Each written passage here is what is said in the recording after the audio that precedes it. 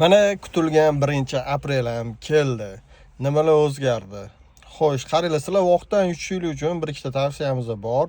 Hozir ko'pchilik birinchi notarsga boryapti, notarsdan keyin yana bankka boryapti, bankdan yana notarsga kelyapti. Shunaqa bo'lmasligi uchun siz uyingizni zakat olgandan keyin, ya'ni uy sotilganda zakat bor bizda har doim. Zakat olgandan keyin birinchi navbatda qiladigan ishi sotuvchi ham, oluvchi ham puli aniq bo'lgandan keyin, necha pulga savdo bo'lgandan keyin bankka borib turib escrow shot ochtirib qo'yinglar. Masalan, oluvchi ham, sotuvchi ham ochtirib pulini qo'ysa, sotuvchi o'sha dokumentlarni harakatida bo'ladi.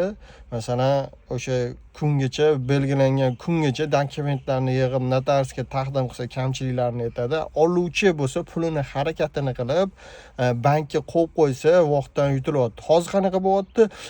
Notarsga borilyapti, notarsda hamma dokument qilinyapti, notarsdan chiqib keyin bankka borilyapti, keyin bankda operatsiyalar qilingandan keyin yana notarsga qaytib kelib notarius qilinayotgan ekan. O'shaning uchun vaqtingizdan yutish uchun maslahatimga amal qilinglar. Bunaqa videolarni o'tkazib olmaslik uchun menga obuna bo'linglar, like bosib esdan chiqmasin.